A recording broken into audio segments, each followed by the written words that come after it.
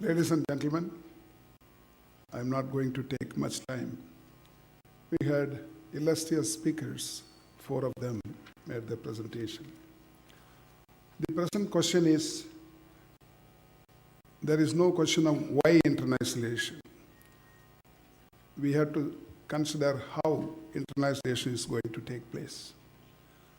The higher education system in India is not in favor of internationalization, because all over the world, higher education is offered in university campuses.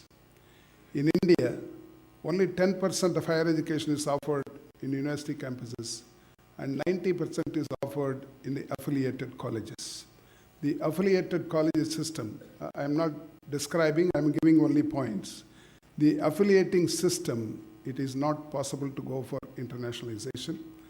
That is why the National Knowledge Commission recommended that 1,500 universities have to be created. It is 4 years ago.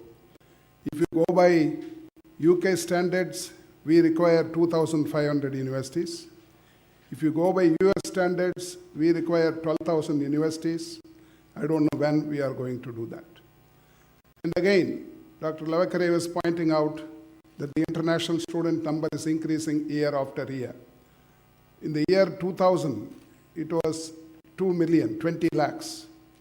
Now it has crossed, almost is coming to 40 lakhs, 4 million students. What is our share? We are talking about Nalanda, Takshashila, Kanchi, etc. Now we are not only sending our students, we are forcing our students to go out. Take, for example, medical students.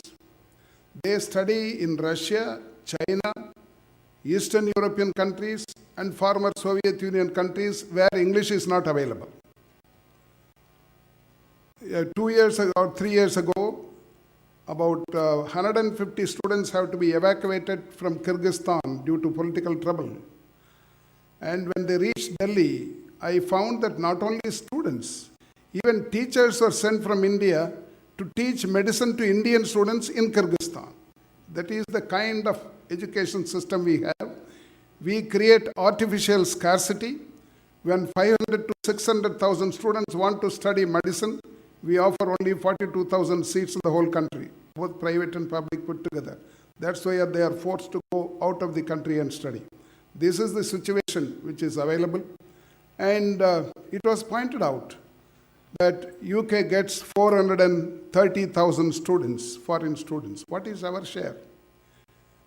We have around 25 to 30,000 students. And that is only restricted to 10 to 15 universities, even though we have around 600 universities now, about 350 or 400 government and the rest 200 private universities. But most of them are new.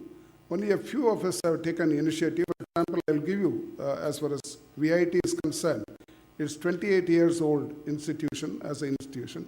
As a university, it is 11 years old.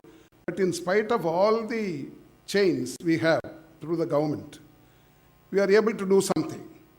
Because it was pointed out here that in 1991, the shackles were removed. The new economic policy was introduced for industry and business. Even after 20 years, Lakshmi was liberated in 1991. Saraswati has not been liberated even after 2 decades of new economic policy. A time has to come when Saraswati, the education, has to be liberated from the hands of the government, both center and the states. I would like Gujarat to be a model. This is a very vibrant Gujarat with a very good, under a very good leadership. I want Gujarat to be a model for the education as well, so that the educational sector can grow, we can attract. We have the advantage of an English-speaking country. Even though we have 22 languages in the constitution, still English continues to be the link language. There are more than 100 countries they want to come and study English. They go to US, Canada, Australia, or UK, where education is very costly because of the living standards. They can spend 1/3 or 1/4 of the same amount and study the same education in India. Only thing is we require good infrastructure and good policies and good governments. I am able to attract VIT. We have about 1,000 foreign students from 50 countries. They study 2 years in China and 2 years in India. We have the maximum number of Chinese students. And there are people who study 3 years outside and 1 year in Vellore. And there are students who come and do their projects here for 1 semester. And we have also introduced a scheme called SAP, Semester Abroad Program. We have signed MOU with 141 universities across the globe, all over all the continents.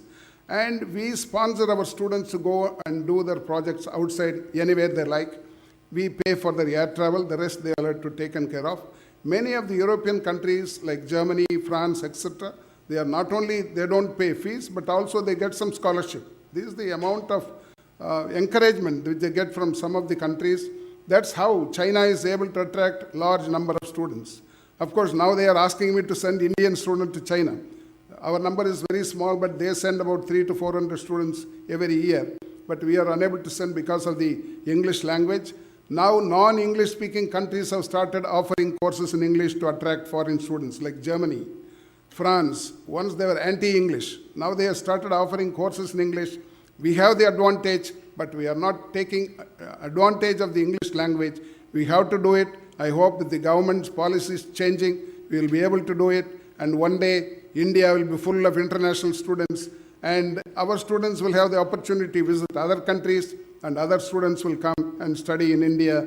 I thank all the previous speakers and our secretary for this wonderful session. In spite of all the hungry stomachs, you are here. I thank all of you.